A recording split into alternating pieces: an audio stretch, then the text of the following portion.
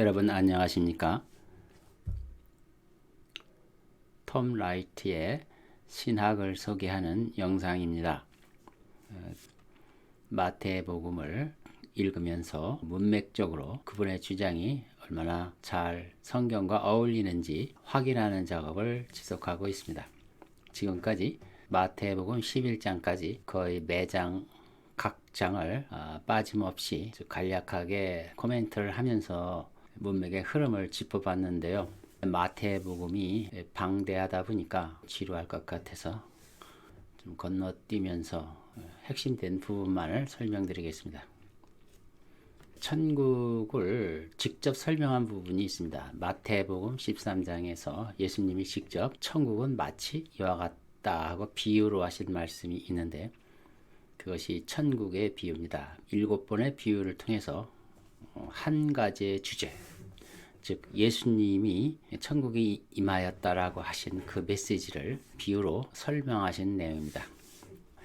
천국이 어떤 개념의 나라인가 이해하시려면 마태복음 13장을 집중하셔서 이해를 한다면 큰 도움이 될 겁니다. 자, 첫 번째 나오는 부분은 씨 뿌리는 비유죠. 좋은 씨가 좋은 땅에 떨어지는 것으로 천국을 비유하고 있습니다. 좋은 씨라고 소개하신 걸 보니까 예수님의 나라 천국임에 틀림없습니다. 그 나라가 어디에 심겨지느냐의 문제를 다루고 있죠. 예수님은 독특하게 그 나무가 자라는 비유로 그분의 통치하실 나라를 그렇게 비유하셨단 말입니다. 하나님의 나라를 씨로 비유했는데 그 씨의 형태로 임한 그 나라가 이제 천국의 모습을 본격적으로 체험하고 확인을 하려면 씨가 싹이 나서 자라서 열매를 맺어야 알 수 있는 거 아닙니까? 하나님 나라가 어떤 나라인지를 말로 설명해봐야 그 어떻게 보면 한계가 있죠. 하나님의 나라는 씨로 심어지고 그래서 과제가 남아있다는 거죠. 물론 나라도 세워지면 처음에 작은 나라가 확장돼서 큰 나라가 되는 건 그런 개념으로서는 마찬가지죠. 특별히 씨로 비유하신 것은 더 특별한 의미가 있습니다. 열매를 맺어야 함을 강조를 하셨고요. 이것이 창세전에 하나님이 계획한 그 나라의 모습입니다. 그래서 하나님 아버지를 농부라고 비유하셨고 또 예수님 당신을 포도나무, 그리고 예수를 따르는 신앙 공동체를 포도나무에 붙은 가지, 이렇게 설명하기도 하십니다. 비유로 하는 이유를 이렇게 말씀하셨는데, 비유로 하신 말씀은 들을 귀 있는 자만 듣고 들을 귀 없는 자들은 무슨 소리인지 못 알아듣도록 하려고 비유로 하신다, 이런 말씀을 하셨어요. 이게 자칫 오해하기 쉬운 내용이지만 이것은 이런 것입니다. 바리새인들도 그렇고 특히 종교인들은 무엇이든지 명백하게 논리적으로 분명히 설명해 주기를 바랍니다. 그런데 그 하나님의 나라를 어떻게 한두 마디, 물론 한두 마디로 요약한다는 것도 자체도 의미가 없고, 하나님의 나라를 어떻게 언어로 명확하게 표현할 수 있겠습니까? 비록 명확하게 표현했다고 합시다. 그러면 그 말로 표현하는 것이 실감이 나겠습니까? 그렇지 않죠. 그래서 천국은 어떠어떠하다고 말을 해봐야 당장 알아들을 수도 없는 건 사실 아닙니까? 그래서 그 오래도록 곱씹고 그 비유로 하신 말씀이 어떤 의미인가 또 이렇게 뒤집어 보고 다시 음미도 해보고 생각해보고 또 살아가면서 또 깨닫고 깨달아가고 그리고 또 체험하고, 이런 과정 속에서 계속해서 천국이 어떠한 나라인지를 경험하고 이러는 가운데서 궁극적으로는 천국이 어떤 나라인지를 본인이 알면서 또 그 나라 속에서 살아가게 되는 자신을 보면서 깨닫게 되는 거죠. 그런 의미로 비유로 하신 말씀이다. 바리새인들은 명백하게 설명해 주기를 바라고 예수님을 자꾸 보채죠. 분명하게 설명해 달라. 그렇게 꽉 막힌 사람들에게 예수님은 이런 말을 할 수밖에 없었습니다. 하신 비유로 그 말씀하시는 이유는 마음이 무디어지고 듣는 데는 둔해서 진리를 받을 준비가 안 되는 사람들, 그 천국을 자기들이 이해하는 수준 안에 알기 쉽게 논리적으로 설명해 달라 할 때 이해를 충분히 못했으면서도 자신은 다 아는 것처럼 또 왜곡을 시켜요. 그리고 자기가 이해하는 것이 다라고 전부라고 해서 또 상대방을 또 제압하는 수단으로 쓰기도. 이게 다 모든 게 다 왜곡입니다. 그러니까 이런 모든 것들을 사전에 차단하고 아무도 자기가 이해한 바를 자신하지 못하도록 늘 겸손한 마음으로 하나님의 뜻을 헤아리면서 나가도록 하기 위해서 비유를 하셨습니다. 예수님이 소개하시는 천국은 언어로 다 담을 수는 없는 것입니다. 열매를 맺혔을 때 농사꾼이 열매를 맛보면서 수확을 하면서 그 즐거움을 알 수 있는 것처럼 막 예수님이 우리 인류에게 소개하고자 하는 그 나라, 그동안 자유가 훼손되고 종노릇했던 세상 나라와는 달리 하나님의 나라는 어떤 나라인가를 명백하게 다 설명할 수 있겠습니까? 예수님 당시의 사람들은 왕국에 대한 굉장한 목마름이 있죠. 갈망이 있습니다. 그런데 또 세상 왕국에 대한 기존 개념들도 많이 가지고 있고요. 수천 년 동안 세상 신들, 지배자들이 또 많은 사람들을, 또 학자들을, 종교인들을 또 세뇌시켰죠. 그런 나라는 이러이러해야 한다. 체계는 어떻게 돼야 되고 뭐 등등 이런 그들이 가지고 있는 세상 나라의 개념들. 유대인들도 예외가 아닙니다. 비유대인들도 마찬가지고 유대인들도 각각 나름대로의 나라에 대한 개념을 그리고 소망을 가지고 있죠. 그것들이 또 예수님이 보실 때 맞는 것도 있지만 틀려서 설득시켜야 할 경우도 있지 않습니까? 그것을 논리적으로 그 부분은 틀렸다 이렇게 하면 그게 설득이 됩니까? 바로 논쟁이 일어나죠. 그래서 비유를 하신 것입니다. 자, 씨 뿌리는 비유를 예수님이 직접 풀이를 해주십니다. 길가에 뿌려진 씨는 무엇이냐? 그러니까 씨는 천국이라 그랬죠. 그 길가, 어디에 천국이 길가에 뿌려졌다. 그러면 이 씨, 천국은 모든 인류가 다 받아들여야 할 상황 아닙니까? 모든 인류가 하나님 나라에서 살기를 바라니까 당연하죠. 길가라는 것은 이제 어떻게 그것을 받아들이느냐, 받아들이는 사람들 초점이 되는 것입니다. 근데 길가에 뿌려진 자들은, 길가에 뿌려진 씨는 뭐냐, 이 천국이 와도 전혀 이해를 못하는 사람들, 전혀 소용이 없는 사람들, 길가와 같은 마음이다. 전혀 딴 생각을 하는 거죠. 그럼 이 내용이 뭐냐? 왕국이 자기들의 그 세상 관념이 아니고 하나님의 방식대로 왕국이 임합니다. 근데 그것을 전혀 모르는 자들, 마이 동풍이라고 그러죠. 꽉 막혔어요. 그래서 그 왕국이 하나님의 방식대로 땅에 이루어져야 한다는 것을 모르는 자들이 길가에 뿌려진 것입니다. 여기는 두 부류가 있어요. 이원론자들. 한 부류는 이 세상은 악하고 이제 쓸모없고 소망이 없다.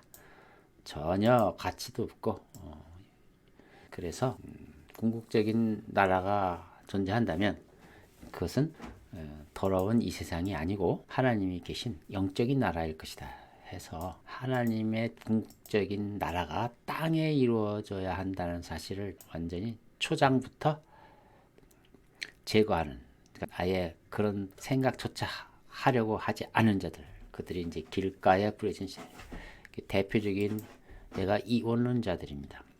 이 세상은 소망이 없는 곳이다. 또 극단으로 세속주의자들도 여기 속합니다. 하나님의 방식대로 아닌 자기들이 방식대로 세우려고. 그런 세속주의자들은 뭐 더 설명할 여지가 없이 세상 신에 완전히 세뇌된 자들이니까 뭐 세상 방식대로 자기 힘으로 세워서 자기 이름을 내려고 하는 자들이니까 왕국이 하나님의 방식대로 하나님 방식대로를 제거한 자들이 세속주의자입니다. 땅에 이루어져야 된다는 것은 그들 세속주의자들의 생각과 같아요. 하나님 방식을 절대로 거부합니다. 하나님의 방식이 무엇인지를 차차 알겠지만 먼저 말씀을 드리면 십자가와 부활입니다. 십자가 부활을 통해 먼저 죽음과 다시 살아나심, 죽으심과 살아남. 먼저 죽고 살아나는 것. 한 알의 밀알이 땅에 떨어져야 열매를 맺는다 하는 요게 개념이죠. 요 개념이 천국이 땅에 이루어져야 하는 방식입니다. 이것을 모르는 자들이 세속주의자들이죠. 또는 이 땅은 아니고 저 하늘에 천국이 있다. 하나님은 단지 이 땅에 잠깐 오셔서 우리를 이렇게 데려가서 그 나라로 데려가시는 것이다. 이 땅에는 소망이 없다. 뭐 어떻게 되든 상관없다. 그런 이제 한 왕국이 땅에 이루어져야 한다는 말은 완전히 배제되는 거죠. 바로 이것이 길가에 뿌려진 그렇게 되니까 이런 사고방식으로 그 천국을 받아들이면 아무 소용이 없습니다. 자, 돌밭에 뿌려진 씨. 돌밭이 밭은 밭입니다. 근데 돌밭이다. 돌도 있고 좋은 흙도 섞여 있는 거죠. 이것은 천국이 이 땅에 임한다는 메시지의 의미를 깨달았어요. 그러나 어려움이 닥칩니다. 네, 분명히 천국은 그냥 공짜로 주는 건 아니겠죠. 어려움이 닥칩니다. 이것을 깨달았기 때문에 자기가 또 하나님 뜻대로 그 천국이 확장되는데 동참도 하겠죠. 하나. 그리고 또 문제는 천국 시민답게 살아야죠. 삶 속에서 천국 시민으로 사는 것이 이제 천국이 확장되는 방식이죠. 근데 거기에 어려움이 있다고 했습니다. 그 어려움을 견디지 못하고 포기하는 자들이 돌밭에 뿌려진 씨. 그래서 다시 매력 없다. 또는 도저히 나는 이거 감당이 안 된다 해서 다시 세상 방식대로 돌아가는 것. 원래 세계관으로 사는 사람들. 또 어떤 사람들은 너무나 영악해서요. 딱 첫 번에 천국이 왔다고 하는 메시지를 들었을 때, 저렇게 되면 내가 세상을 포기해야 되는구나. 미리 알고 딱 장막을 치는 자들. 그래서 거라사 거민들처럼 복음을 처음부터 거절해버리죠. 예수님이 제시한 이 천국을 받아들이면 예수님이 그 천국의 주인이시니까 예수님이 주인이 되고 자기가 섬겼던 세상 주인과는 결별을 해야 되거든요. 그래서 어려움을 견디지 못하고 다시 세상으로 돌아가는 자들이 돌밭에 뿌려진 씨입니다. 세 번째 비유는 가시떨기 사이에 뿌려진 씨. 이것은 보니까 두 주인을 섬기는 것을 말합니다. 나라가 왔으면 나라의 왕이 있는 것입니다. 천국이 이 땅에 임했다는 것은 이 세상에도 그 나라의 주인이 있다는 얘기죠. 예수님은 이 주인을 만몬신이라고 합니다. 원주인. 세상 시인의 주인은 만몬, 돈입니다. 재물이 결국은 컨트롤을 하는 거예요. 결국은 재물이 컨트롤을 합니다. 돈 때문에 진실을 팔아먹고 양심을 팔아먹고 그렇죠. 결국은 돈이 원격으로 사람을 지배하고 돈이 우상이 되면 그게 지배가 되는 겁니다. 거기에 충성을 하게 돼요. 돈이 우상이 되면 돈에 충성을 하게 됩니다. 그러니까 가시떨기 사이에 뿌려진 씨라 하면 예수님을 천국의 주인으로 알고 천국 시민으로서 살기로 한 자들이 또 돈도 겸해야 섬겨서 양다리 걸치는 자들이죠. 세상 신도 섬기고 예수님도 섬기고 이런 사람들은 열매를 맺을 수가 없죠. 가시떨기 사이에 뿌려진 씨다 이렇게 비유를 하셨어요. 그러면 남은 것은 뭡니까? 그냥 순수하게 좋은 땅에 뿌려진 씨. 즉 천국이 이 땅에 임한다는 메시지를 그대로 받아들이고 나는 이제 천국 시민이구나. 세상 신에게 충성할 게 아니고 예수님에게 충성을 해야 되는구나. 예수님을 주인으로 모셔야 되는 왕으로 모셔야 되는구나 생각을 하고 또 그럼 예수님이 천국의 확장, 즉 천국이 확장되는 일을 하실 것인데 재주 믿지 않고 예수님이 지시하는 방식대로 하나님 그분께 순종해서 열심히 노력하는 사람, 겸손한 사람, 이 사람이 바로 좋은 땅입니다. 좋은 땅에 뿌려진 씨는 어떻게 된다고요? 결실을 맺어서 30배, 60배, 100배의 배실을 맺는 것입니다. 실제적 천국 도래 소식을 듣고 깨닫고 세상 신을 더 이상 주인으로 모시지 않고 주님께만 순종하여 열매 맺는 자들. 예수님의 그 천국 비유 해설은 그렇게 어렵지 않습니다. 그렇지만 매우 중요한 것입니다. 즉 오직 순종하는 자만 천국의 열매를 맺는다. 즉 이 땅에서 천국을 맛보며 살 수 있는 것입니다. 두 번째 비유가 독보리 비유입니다. 7가지 비유가 있다 그러죠. 근데 이거 각각 다른 내용을 한 게 아니고요. 똑같은 대상 천국을 여러 가지 각도로 여러 가지 관점에서 다양하게 설명한 것입니다. 그래서 천국은 좋은 씨를 자기 밭에 뿌린 사람과 같다. 천국의 주도권은 하나님께 있는 거예요. 하나님이 천국을 이 땅에 이루려고 주도적으로 행하셨다. 이렇게 이해를 하시고요. 자기 밭에 뿌린 사람, 자기 밭이라고 하면 이 세상의 원주인이 누구겠습니까? 하나님이죠. 인간은 천국을 확장시키는데 중요한 역할, 주도적인 역할을 하는 하나님의 형상입니다. 그래서 자기 밭인 겁니다, 이게. 인간은 천국을 확장시키기 위해서 세움받은 하나님의 특별히 쓰임받는 종인 것이죠. 자기 밭에 뿌린 것이죠. 그래서 자기 밭은 하나님 형상 곧 사람이 살고 있는 이 땅을 말하는 것이고요. 근데 여기 독보리 비유를 하죠. 독보리 비유. 독보리가 누군가 독보리를 뿌렸다. 이것은 하나님 나라를 반대하는 세력이 섞여서 그 열매를 못 맺게 하는 세력들이 있다는 거죠.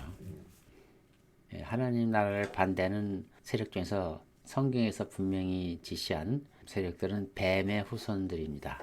창세기 6장 네피림 족속기에서 역사적으로 분명히 한번 분명히 등장했었죠. 그 이후에도 등장하죠. 오늘날도 등장하는데 오늘날도 등장하고 활동하고 이 세상을 좌지우지하는데 은밀하게 활동하기 때문에 많은 사람들이 그것을 알지 못합니다.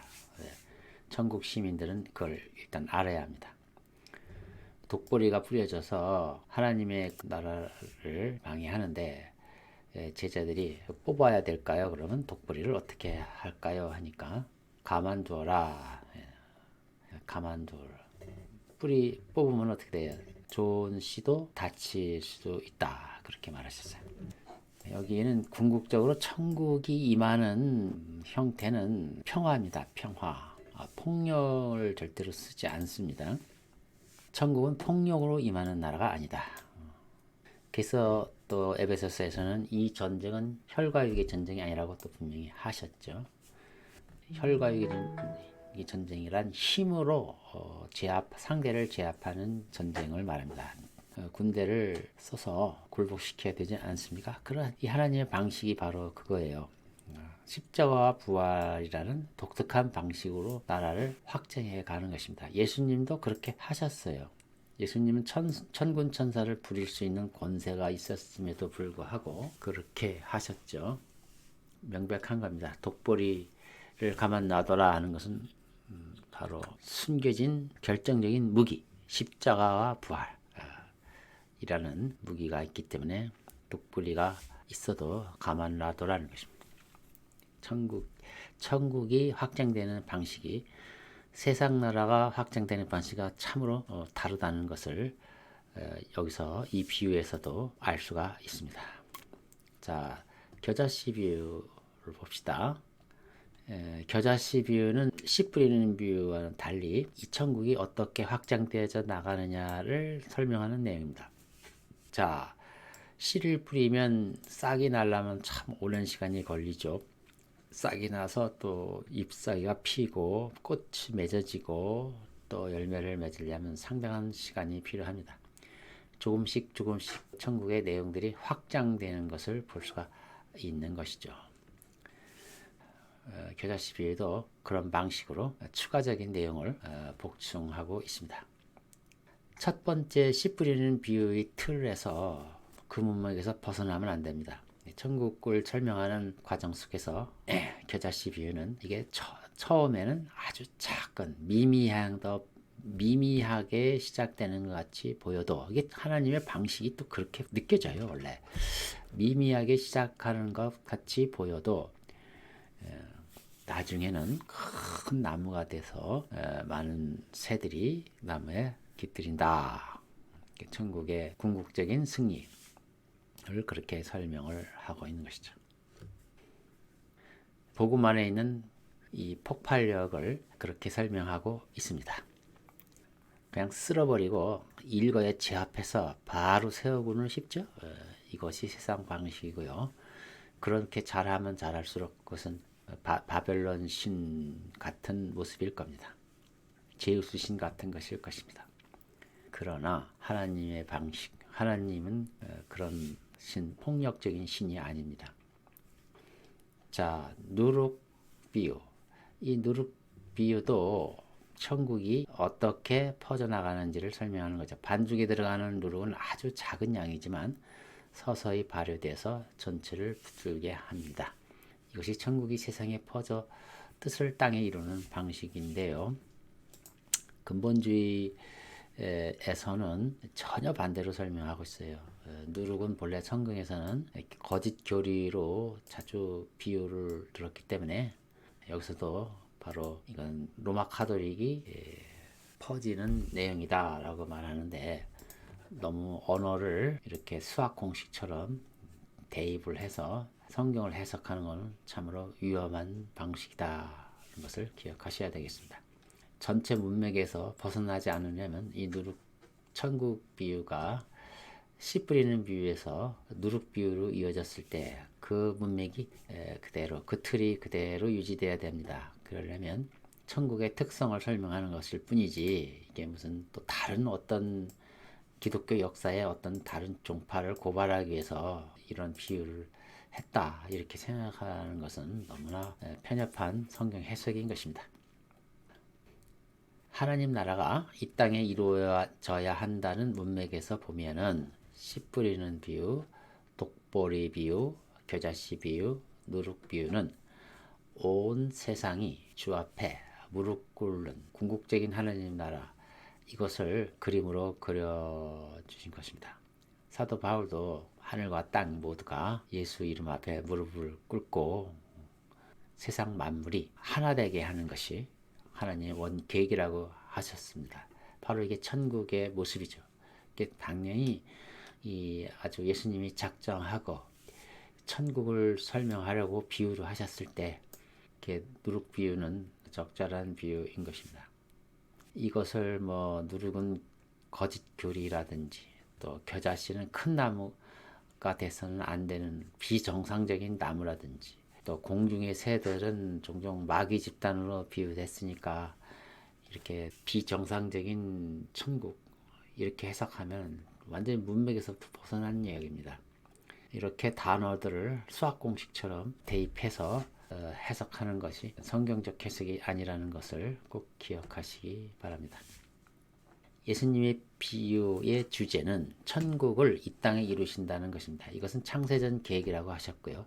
선지자들을 통해서 미리 약속하신 것이라고 말합니다. 이것을 비유로 하셨습니다. 비유로 하신 목적은 결국 천국은 맛봐야 되고 확장돼서 그것을 체험해야 되고 열매로 확인돼야 되는 것이기 때문에 비유를 하셨고요. 또 이 네 가지 비유는 바로 이 틀에서 에베소서 1장에서 설명된 창세전의 계획의 그 나라, 이 틀에서 절대로 벗어난 내용이 아니다 라고 꼭 기억하시기 바랍니다. 자, 마지막으로 남은 세 가지 비유를 더 설명을 드리겠습니다. 숨겨진 보물의 비유가 다시 소개가 되어 있습니다. 천국은 얼뜻 보면 보물 같지 않다는 것입니다. 그러나 숨겨진 보물인 것입니다. 복음을 들어도 그것의 귀함을 잘 모르죠. 천국이 이 땅에 임했다고 하는데 세상은 달라진 게 하나도 없는데 이게 바로 천국, 예수님이 소개하시는 천국의 두드러진 특징입니다. 천국은 얼핏 보면 보물 같지 않습니다. 별로 관심을 끌을 만한 이야기도 아닌 것 같아요. 그러나 이것을 깨닫게 되면 그 가치를 알고 귀히 여기고 또 그 복음의 삶으로써 자기도 행복하고 하나님께 영광을 돌리고 하는 거죠. 이것을 깨닫는 자는 복이 있는 자인 것입니다. 또 천국을 또 값진 진주로 비유합니다. 이 비유도 역시 숨겨진 보물 비유에서 크게 벗어나지는 않습니다. 다만 그 숨겨진 보물이 진주 같다고 해서 거기에 한 가지 개념이 더 첨가된 겁니다. 즉 고난 속에서 서서히 빛나는 보물이 진주죠. 그러니까 천국의 확장의 모습이 이렇습니다. 이 길을 가고 있는 천국 시민들의 발자취 자체가 그냥 진주 보석이라는 것입니다. 십자가 없는 영광은 없습니다. 고난 없이 천국이 이 땅에 이루어지지 않는다는 것은 명백한 진리인 것입니다. 당장 성과를 볼 수는 없지만 진주처럼 그날의 영광을 보게 될 것입니다. 그물 비유입니다. 그물 비유. 독부리 비유와 연장선상에서 좀 더 보충 설명한 것이죠. 곡식단 추수와 같은 것입니다. 바다에 던져놓은 그물 같다라고 했는데 어찌 보면 주의 낚시에 걸린 고기들이 천국 시민들입니다. 하나님이 부르심을 받은 자들의 복을 말씀하고 있습니다. 천국은 그 열매로 증거하고 있습니다. 좋은 고기, 좋은 씨, 좋은 열매, 이런 언어는 바로 열매로 증거한다는 거죠. 좋은 나무에 나쁜 열매라는 등식은 존재하지 않습니다. 그래서 씨 뿌리는 비유에서 그물 비유까지 7가지 비유가 마태복음 13장에서 설명이 됐는데 이 땅에 임할 천국에 관한 비유인 것입니다. 여기에 다른 잡다한 내용이 들어갈 여지가 없습니다.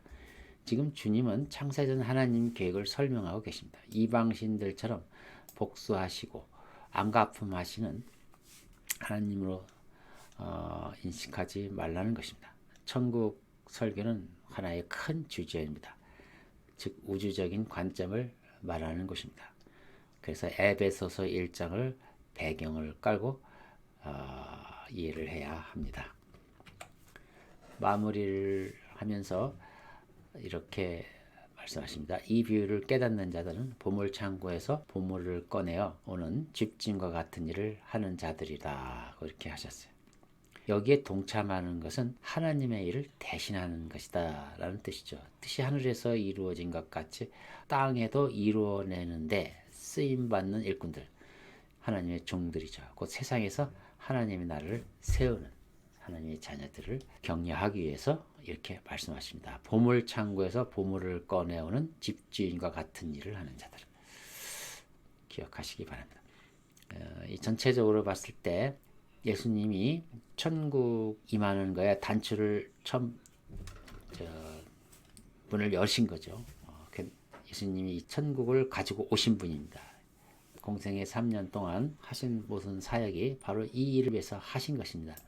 근데 예수님이 고난 받으셨죠. 고향에서조차도 배척을 당하셨습니다. 그러므로 천국을 받아들이는 자들은 세상에서 배척당하는 것을 결국 이상히 여기지 말라. 그리고 겨자씨 비유에서 시작은 미미하지만 나중은 큰 나무처럼 될 것이다. 하나님의 영광이 세상에 가득 찰 것이라는 소망을 끝까지 붙들라고 말씀하시는 것입니다. 자, 오늘은 마태복음 13장 한 장을 제가 쭉 살펴보았습니다. 결국 예수님이 이 땅에 세우신 하나님의 나라는 7가지 비유처럼 그렇게 확장되고 임할 것입니다. 이 비유를 다른 교리 설명을 해서 결코 왜곡시키지 마시고 천국이 어떤 모습인가, 어떻게 확장되어야 되는가, 궁극적인 모습은 어떻게 될 것인가, 어떠한 고난을 받아야 되는가, 인내해야 할 이유, 그리고 가져야 할 소망, 이것들을 쭉 설명해 주신 내용이라는 사실. 이 7가지 천국 비유는 곧 예수님이 이 땅에 심어 놓으신 천국의 참된 모습인 것입니다. 여기까지 하겠습니다. 경청해 주셔서 대단히 감사합니다. 안녕히 계십시오.